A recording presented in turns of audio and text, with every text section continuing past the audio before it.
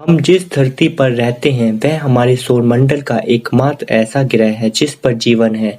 पृथ्वी जीवन के लिए सबसे उपयोगी ग्रह है क्योंकि यहाँ जीवन उपयोगी साधन संसाधन है। हमारी धरती के वायुमंडल में जीवन उपयोगी ऑक्सीजन गैस है जो कि मनुष्य जीव जंतु के जीने के लिए आवश्यक है। पृथ्वी ही एक ऐसा अनोखा ग्रह है जहाँ हर तरह के मौसम आपको देखने को मिल जाएंगे। पृथ्वी पर कभी गर्मी कभी सर्दी तो कभी वर्षा हर प्रकार के मौसम होते हैं। वर्षा ऋतु की बात करें तो बारिश हमारी धरती और पर्यावरण को पानी की आपूर्ति ही नहीं करती बल्कि यह मानव पशु पक्षी और पेड़ पौधों के लिए भी फायदेमंद है। जिस समय बारिश न हो तो हमारी धरती पर सूखे जैसी स्थिति हो जाती है। इसलिए दोस्तों बारिश हमारी धरती और हम लोगों के लिए आवश्यक है।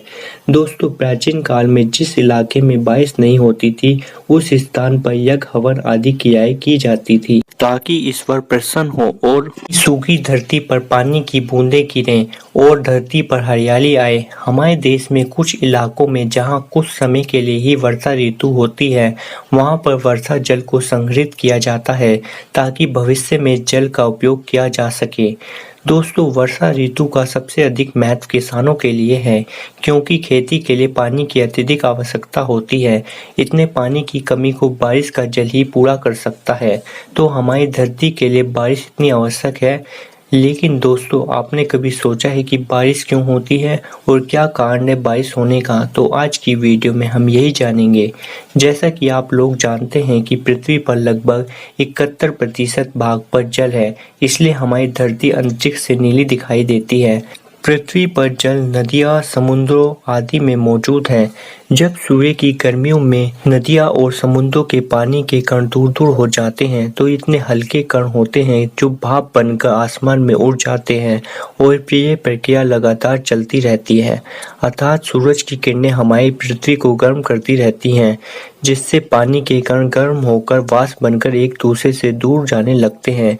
ये वाष्प इतनी हल्की होती है कि धीरे धीरे आसमान की ओर जाने लगती है और जब ये प्रक्रिया लगातार चलती रहती है तो आसमान में पानी के ये छोटे छोटे कण जब आपस में मिलते हैं तो बादल बन जाते हैं और बादल इतने हल्के होते हैं कि हवा में आसानी से तैरने लगते हैं। जब यही बादल ठंडी हवा से टकराते हैं तो इसमें रहने वाली वाष्प के कण पानी की बूंदों में बदल जाते हैं। फिर बूंदों वाले बादल भारी होकर धरती के पास आ जाते हैं और धरती के आकर्षण के कारण धरती पर बरस जाते हैं।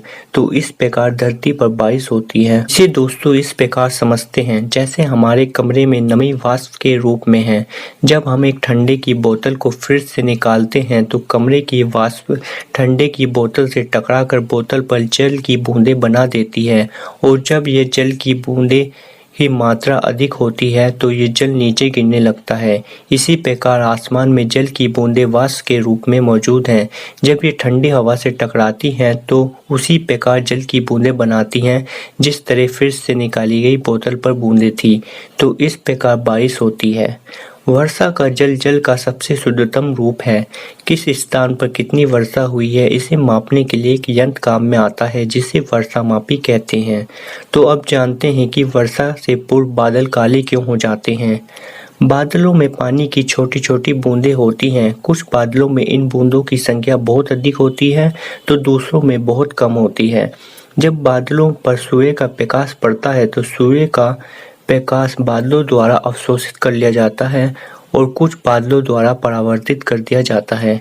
यदि बादल सूर्य के प्रकाश को पूरी तरह से अवशोषित कर लें तो बादल काले दिखाई देने लगते हैं। क्योंकि उस बादल में पानी की मात्रा अधिक होती है इसलिए वे सूर्य के प्रकाश को अवशोषित करते हैं और वह बादल काले दिखाई देते हैं। तो दोस्तों आप समझ गए होंगे कि वर्षा क्यों होती है और क्या कारण है बादलों के काले दिखाई देने का। तो वीडियो में बस इतना ही। अगर वीडियो पसंद आई हो तो वीडियो को एक लाइक कीजिएगा और चैनल से जुड़ने के लिए चैनल को सब्सक्राइब कीजिए। जय हिंद, जय भारत।